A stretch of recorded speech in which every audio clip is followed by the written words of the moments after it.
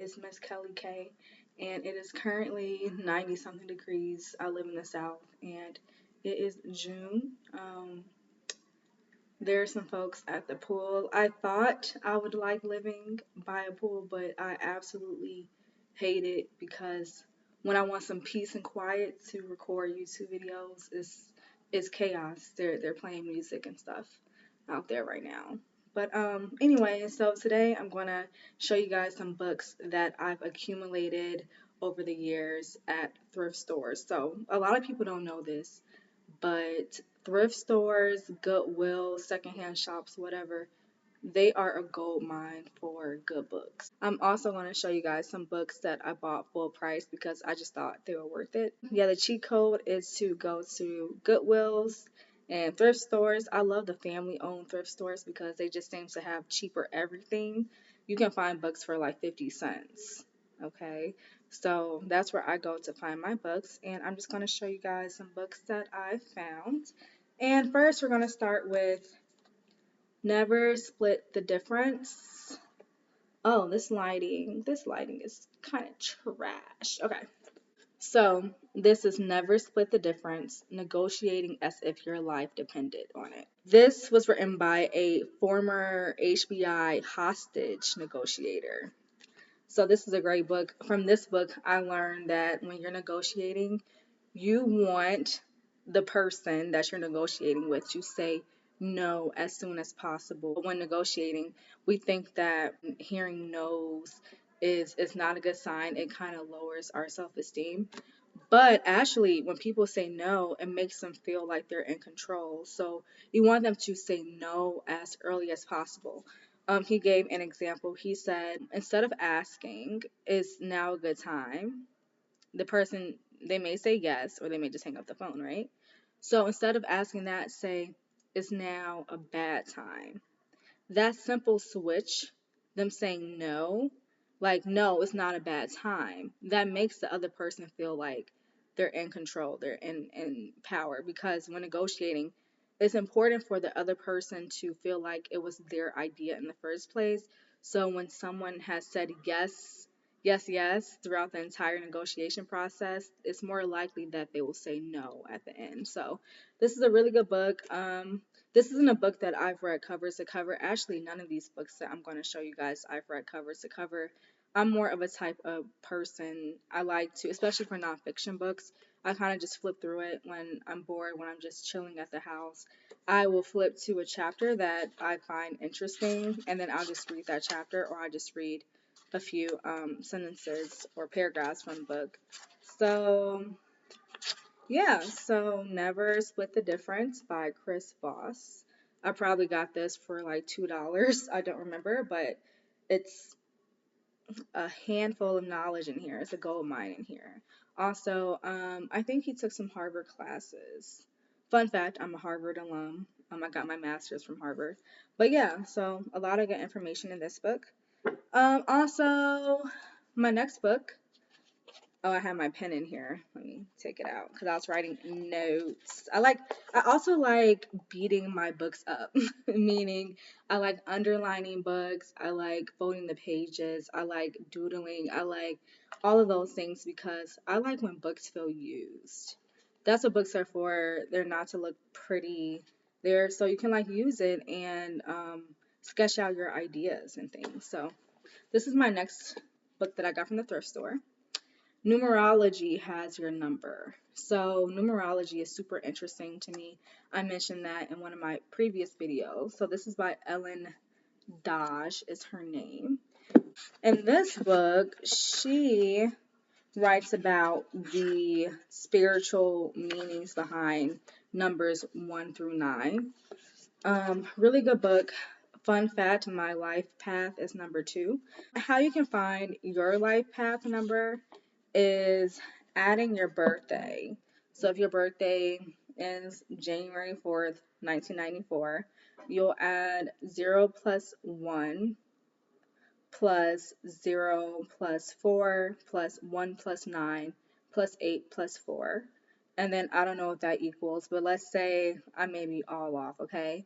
But let's say that totals to equal 13. I don't know. I'm just making up a number. So your life path number won't be 13. Your life path will be number 4. Numerology has your number. A lot of good gems in here. Got this from the thrift store, maybe 50 cents. I don't know. If you don't know your life path number, I encourage you to figure out what that is. They even have life path calculators online, so I encourage you to figure out what your life path number is. When I search for an apartment, one thing that I do, I inquire about what apartments are available. So they may have apartment 714 and apartment 200. So the same thing when you in numerology, you'll break those numbers down. So 714, 7 plus 1 plus 4, that's what? 8 plus 4, 8, 9, 10, 11, 12. So that is 3. I would experience a lot of attributes that are associated with the number 3 if I live in 714. Versus apartment 200, I will experience a lot of attributes that are associated with the number 2 because 2 plus 0 equals 2. I hope that makes sense. So I encourage you guys to look into numerology. It's so interesting. It's so interesting. I love numerology. So that's why when I saw this book, I hurried up and I picked it up. Numerology has your number. By the way, it's not my favorite book on numerology, but I just love numerology. So I decided to pick it up, and it was cheap because I got it from the thrift store. Yes. The next one, The Care and Feeding of Indigo Children. So, this book actually inspired me to, if I ever have a daughter, I will name her Indigo. That's going to be her name. So, The Care and Feeding of Indigo Children by Doreen Virtue, PhD. And I mean, what can I say? So, let me flip to, she kind of explains what indigo children are. Chapter 1 is Am I or is my child an indigo? And indigo children are usually born in 1978 or later. They are creative with an artistic flair for music, jewelry making, poetry, etc. They are usually old souls, as if they're 13 going on 43. Intuitive and psychic, isolationist. They're independent and proud. They easily bond with plants and animals. Yeah, so this book was just amazing. I haven't finished it. This is a book that I've flipped through a few times. There's a high chance that you're an indigo child, so I would encourage you guys to look into what indigo children are. Got this from the thrift store. Very good stuff. My legs are falling asleep. This is one of my favorites. This one is How to Think Like Leonardo da Vinci. 7 Steps to Genius Every Day.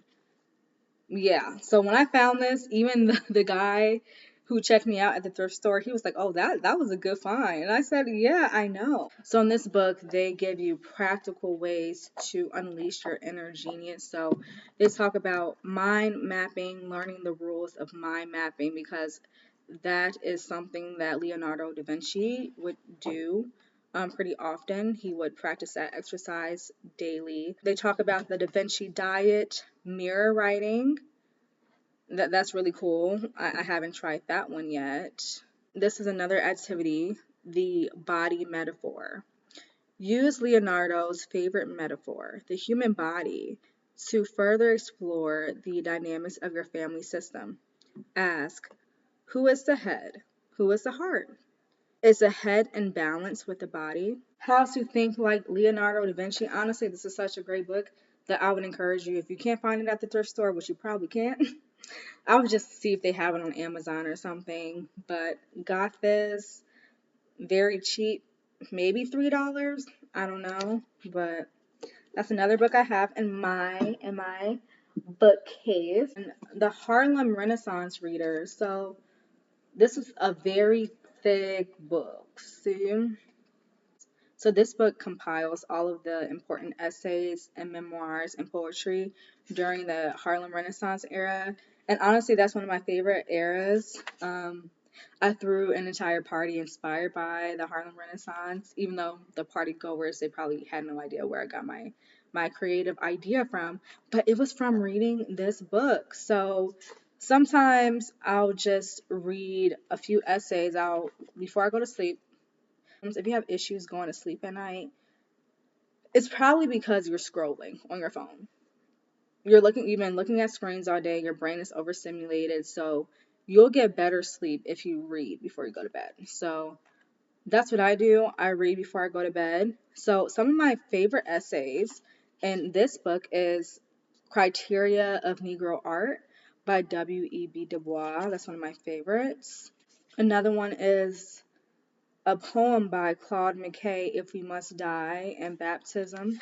Found this at the thrift store. I immediately had to pick this up. I believe I got this from a higher end boutique. Well, not boutique, but a higher end used bookstore. So I think this was like $7 or $8 or something. So it was kind of pricey, but I mean, look at all this content. Look at it. This is a book I'm going to keep forever. Harlem Renaissance Reader by David Leveraging Lewis. Highly recommend, even if you can't find this at the thrift store. I recommend this book. This is another book in my collection. I think I got this for like $2. How to Be Interesting by Jessica Hagee, or Hagee, I don't know. But this book, it's okay. But one thing I liked about it is that there are graphics. Oh my God, the lighting. Oh, okay. Anyway, one day I'll get a better camera. Yeah, so that's what I like about it. I was thinking when I bought this book, I was thinking about how I could write a book like this pretty easily. It's a very simple concept. So this book is it's a little corny, but I mean there's some gems in here.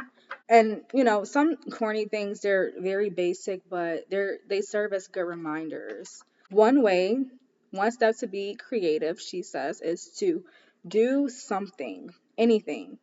Dance, talk, build, network, play, help, create.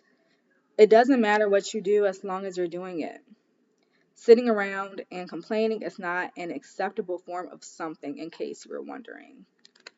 And then there's this graph right here, this illustration. That's what I mean.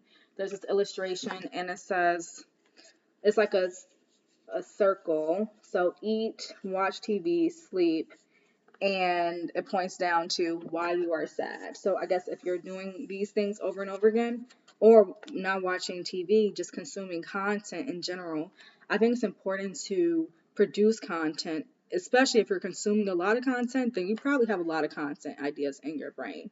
So, but if you're just a consumer, you're watching TV, you're consuming media all day, and then you eat and you sleep and you drink and you don't work out and all those things, then you're probably going to be very sad.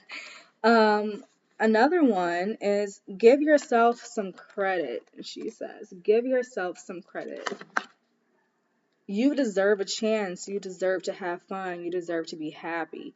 You've got abilities and curiosities and things to offer. So go on, jump in there. Not only is there room for you, there's a need for you. Really, that's what she says. So this is a really cute book, How to Be Interesting in 10 Easy Steps. Found this at the thrift store. Girls, guys, whatever. Go to your nearest thrift store, Goodwill, secondhand shop, and any title that jumps out at you, just go ahead and buy it. Like, what's a $2 purchase, okay? This is another interesting book that you can't see, but it is The Life-Changing Magic of Tidying Up, The Japanese Art of Decluttering and Organizing by Marie Kondo. So this is a book that I've flipped through a few times. She gives you tips about what to do when you can't throw something away.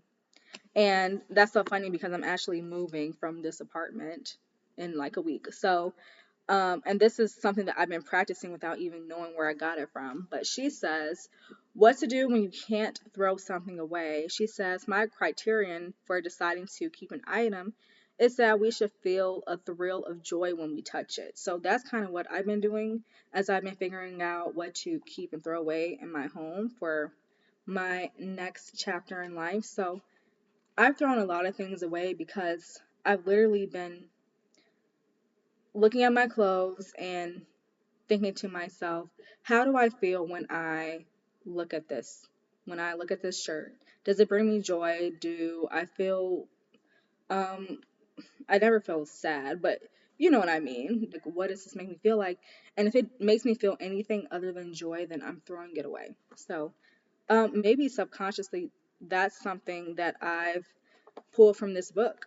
And that's one thing I like about reading a lot of things is that you can create your own philosophy by reading just a lot of interesting things. So, yeah, so that's another book. Self Esteem. So, this is Self Esteem by Matthew McKay, PhD, and Patrick Fanning. This is a good book. I mean, shoot, who doesn't want to have more self esteem and self confidence and learn the psychology behind it? So, those are just some books that I decided to pull from my collection that I bought from the thrift store.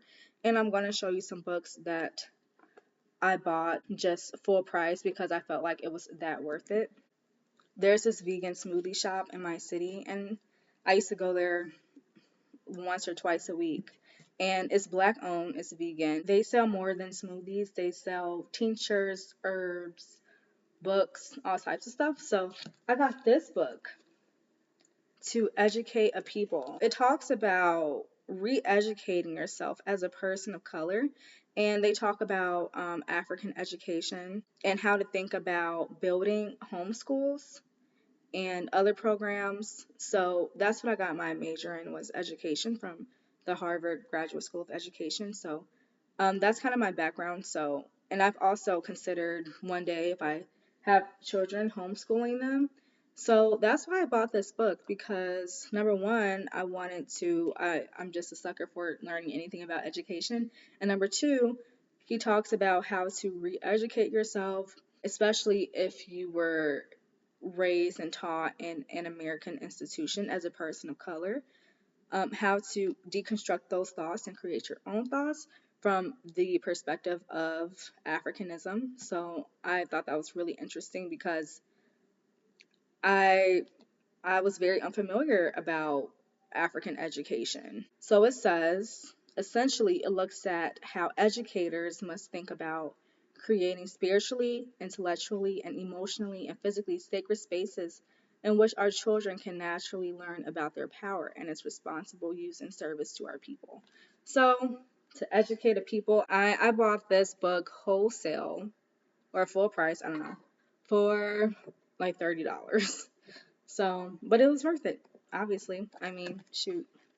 It kind of changed my whole philosophy on education, this one book. So that was awesome. I also bought this book, full price. So I actually went to his talk. He visited my city and I attended RuPaul's lecture. So this is The House of Hidden Meanings, RuPaul, and it's a memoir by RuPaul. So I learned a lot about his life and just look at how stunning he looks. He just looks beautiful. He gorgeous man, gorgeous.